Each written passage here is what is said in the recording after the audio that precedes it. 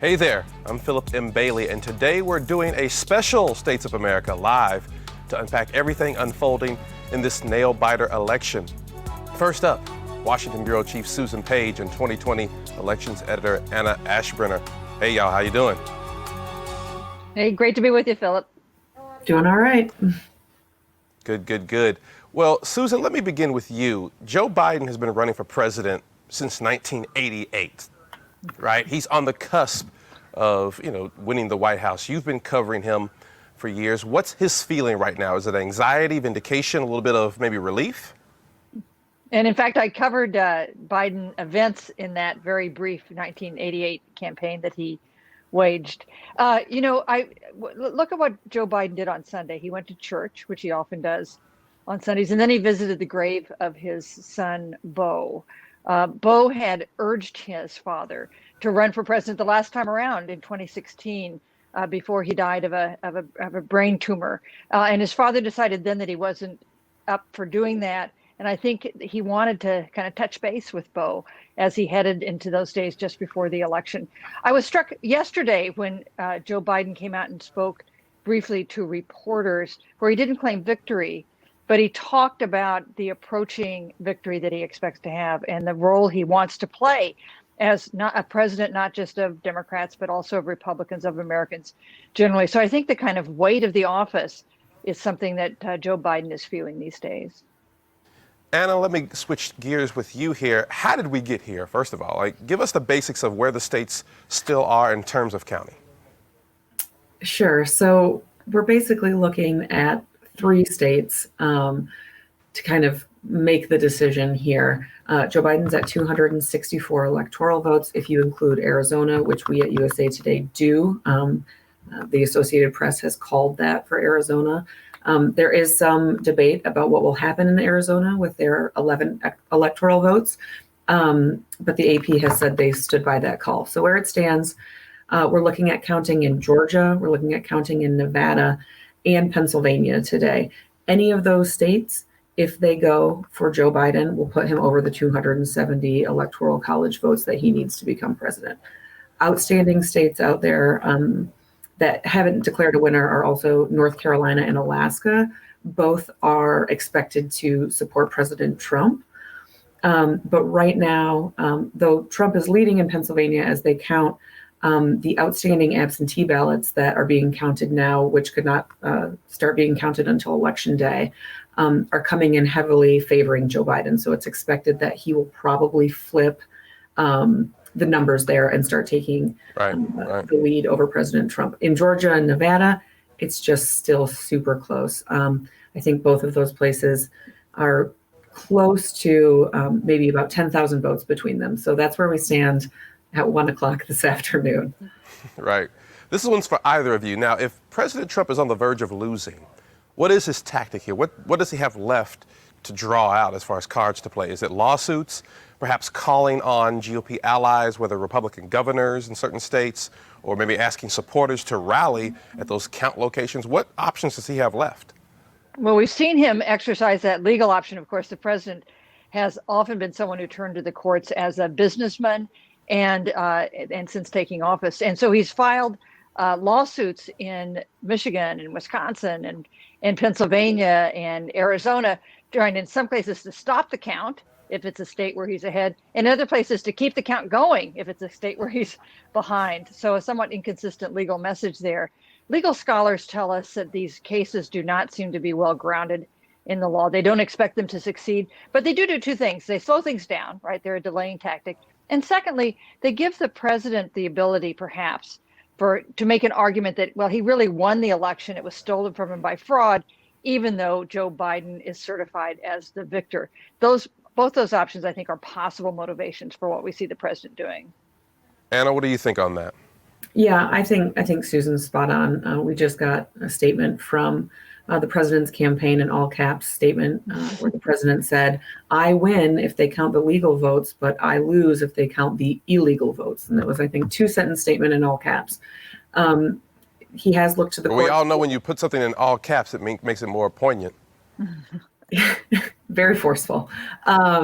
He turned to the courts before Election Day as well. There were lawsuits about deadlines for absentee ballots when counting was acceptable and when it was not. We've heard some messaging around, postmarks on absentee ballots and those types of things. So I think right now it's sort of rooted in some of those lawsuits and the sort of legal maneuvering. But I think, like Susan said, they have had some that were tossed just for being meritless at this point. But that's, I think, the main path right now that he's taking.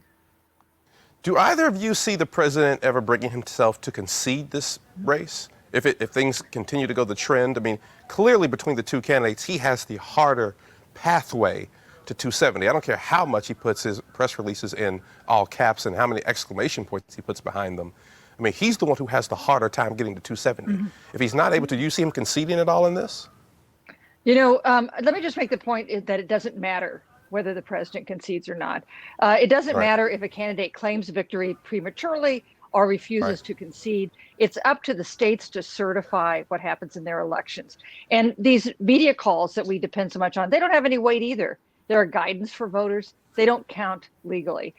So it's important to keep that in mind, that while we pay a lot of attention to whether a candidate concedes, it's not a necessary step to have the election be settled. I think it's hard for the president to concede defeat. He talked about that himself in one of his last campaign events, about how winning is easy, but losing is hard, at least for me. That is in a way, a kind of poignant statement. So we'll see if he's able to do that. I know that that Hillary Clinton delayed a bit in 2016 before she called and conceded to Donald Trump, but she did make that call. So there is that precedent for the president if he finds himself in that situation. Right, and how you lose is also a test of character more than anything else. We've had bitter elections before, right? I mean, there's no doubt about it. I mean, 2012, we saw super PACs on the Democratic side accuse Mitt Romney of killing a woman, right? But boarding up businesses seemed, at least to me, unusual. I want both of you to sort of give me a macro perspective here. What toll is this taking on the country, in our electoral system, for the Postal Service? What has this election taken away from the country, if anything? I think people are exhausted on both sides of the aisle. I think, I've sort of likened it to PTSD in a way. We have been through a lot this year with protests during the summer and continuing the coronavirus pandemic. People have lost loved ones.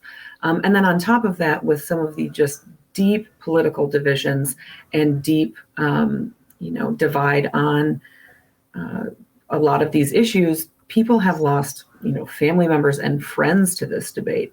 So I do think that there is potentially a great mental health crisis around the corner for us, honestly, because this has just been a lot. And that's not to mention even just the stress that this is putting on our institutions like the Postal Service, county election offices and those places. It's just a lot. Right. Susan, what do you think about that? I think we've seen just a huge erosion over several years in trust in public institutions of all sorts, in the government, in the news media, in our election system. And if the president continues with lawsuits, says the election was rigged, blames that for a loss if he does end up losing, that will contribute to the continued erosion of faith in institutions. That is a serious thing in a democracy. I do think that two good things have happened with this election. One, came off pretty smoothly, no incidents of violence, maybe because so many people voted early. It was easier for people who chose to vote on election day. Second thing is the turnout numbers are really stunning. We're seeing likely record turnout, record in terms of the number of votes cast, and possibly we'll see a record in modern times for the percentage of the eligible voters having actually cast ballots. That is been a tough year, been a tough election, but that is a good thing. Right. And also, shout out to the poll workers and folks who are counting these votes, working the polls this year, doing so in the middle of a pandemic. Big shout out to them. Susan Page, Washington Bureau Chief here at USA Today, and Annah Aschbrenner, our 2020 elections editor. Thank you all for joining us here on States of America. Hey, thank you, Philip. Thanks. All right, so you asked, we answered, States of America style. This is when we here at States of America go to social media to ask you, our viewers, what questions you had and where to answer them. And here to answer them is congressional correspondent Nicholas Wu. Nick, my man, how are you? Phillip, good to see you. How are you doing? Good to see you too, brother. How are things?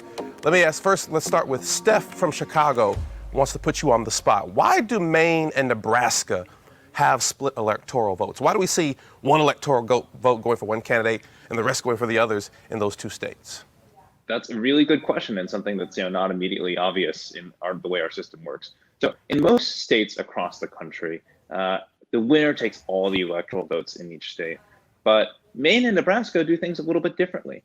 Both of them have state laws on the books that allot their electoral votes based on the congressional districts of the state. So what we've seen so far in this race is that this allows, even as the whole state goes for one candidate, the individual congressional district to go for either Trump or Biden. So in Maine, the entire state gave its votes to Biden, but it's one of its congressional districts gave an electoral vote to Trump. And in Nebraska, the whole state went for Trump, but one congressional district went for Biden. So this allows them to break down the process of democracy a little bit more. Right. Chris wants to ask via text, have all non-mail-in votes been counted? Remember, we've had so many different people vote in so many different ways, Nick. Have all the non-mail-in votes been counted? That's a good question, too. Again, that's something that really depends on the state. So even though several media outlets have covered state races across the country, they're still counting ballots. But let's just look at the states that have not been called yet. So say in Nevada, they've counted all of their in-person ballots so far that were cast leading up to and on Election Day. But what they're counting now are mail ballots that are coming in immediately after Election Day, but are postmarked on Election Day, or were received on Election Day. Or they're also counting what are called provisional ballots, which are a kind of ballot that you can cast if for some reason your voting eligibility is questioned on Election Day. Now, Mohammed also wants to know, he asked us, is it legal and permitted for a candidate to declare herself the winner when the vote counting is still going on and no news outlet or the electoral board or commission has announced any winner? There is no law against that. I mean, we've seen President Trump declare victory both in speeches and on Twitter, but this is something that ultimately news organizations and tech platforms make calls on themselves in terms of how they cover that call of victory. So Twitter, for example, has taken the step of limiting the distribution of President Trump's tweets declaring victory. It's declaring victory is one thing, but actually counting the ballots and legally declaring a winner and certifying the election results is something else altogether. Well, thank you very much, Nick Wu, our congressional correspondent for USA Today. Get back to work, man. Georgia on my mind. The race for president is really close in the Deep South. Here to talk about that is Rana Cash, executive editor of Savannah Morning News. Hey, girl. Hey, Phillip. How are you? We both work at the Courier Journal together, so we know each other quite well, actually. Rana, let me ask you, we have around 61,000 votes that are still uncounted as Trump lead in Georgia dwindles to about, last I checked, 14,000 or so votes. First important question is, where are those uncounted votes coming from and why does that matter? Actually, we're now down to about 50,000 votes, Phillip, 50,000 absentee ballots that are still out. And the majority of those are coming from where I am right now in Chatham County, which is Savannah, Georgia, and Fulton County in Atlanta. And both of those are largely Democratic footholds there.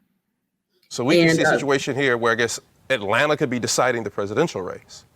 That's right. I mean, between Fulton, DeKalb, and Cobb County, Gwinnett County, that whole Atlanta, metro Atlanta area, it probably will come down to that. They worked in Fulton County through the night.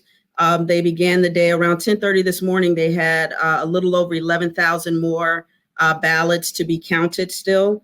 And then here in Chatham, going a little bit slower because of how the system here is structured. Right. Now, in a state as conservative as Georgia is known to be, there's been some pushback. Tell me right now, Rana, what's the status of the lawsuits around Polk County in Georgia? Well, here in Savannah, just here within the last hour, in fact, there was a lawsuit filed last night, and that case has been dismissed.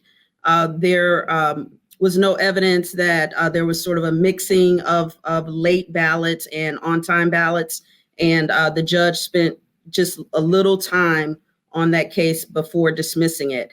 And so that could be what we see happening in other places around Georgia as well. Right. Now, Rana, how much credit should we be giving Black women, African-American women, particularly someone like Stacey Abrams, who founded the New Georgia Project back in 2013? How much credit does she and African-American women need to be giving credit for making Georgia a competitive state? Yeah, Stacey Abrams also has the Fair Fight campaign here, Right. where she is fighting for folks to get out to vote. And they were very active, very, very engaged. I think a lot of credit can go to her, even if the Democrats don't win, just for making this a legitimate swing state and not so solidly red. It's coming down to the wire. And Stacey Abrams, her efforts, the efforts of her team, Black women here moving into pushing this campaign into the suburbs, where in Atlanta, suburbs doesn't mean all white. You know, it's a very diverse population. And so they've done a great deal of work sort of to level the playing field. Now, Georgia was one of the states that was covered by the historic Voting Rights Act of 1965. That was obviously changed by the Supreme Court in recent years. Tell me, as someone who's in the Deep South right now, what does this mean historically, particularly for Black voters, this particular election being so close in the shadow of sort of the changes to the Civil Rights Act? The Voting Rights Act, sure. So it's, I think for Black Georgians, this means that, you have a voice and you can make a difference. And, even Stacey Abrams came so very close to winning the gubernatorial race here a couple of years ago. And so there are inroads being made. And, it used to be sort of like Atlanta, and then there's Georgia.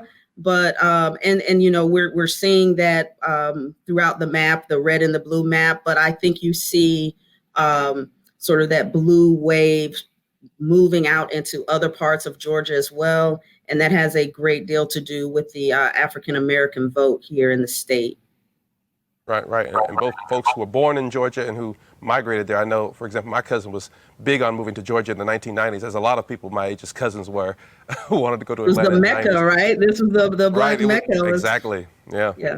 Exactly. Let me ask you as a final question. You may have answered this partially already. Should we now consider Georgia a purple state in the way that we saw Virginia become a purple state in recent years? I don't think there's a question about that at this point. This was, we saw it coming during the Stacey Abrams campaign, but I think now it is solidly a purple state. And I don't see the clock sort of winding back. If anything, it'll just get deeper and deeper. And the demographics of this state has changed. And you're going to continue to see this. It's a less white state. There's still a lot of rural pockets here, obviously, but even in those rural areas, there's diversity, and I think that's where Abrams and her group they put some of their efforts into those parts of Georgia that probably perhaps had been forgotten about. And so what you're seeing now, this state becoming purple or is purple now, I think it will be this way for some time to come. Right. Well, Rana Cash, my old colleague at the Courier-Journal in Louisville, now running things down there in Savannah. I hear you, girl. Thanks for joining us here. Thank you. Remember, you can send your questions to youasked@usatoday.com, also to our Facebook group, Across the Aisle, Across the Nation. See you soon. Hey, thanks for watching. If you like this video, check out these other videos from USA Today to stay up to date with all the latest news.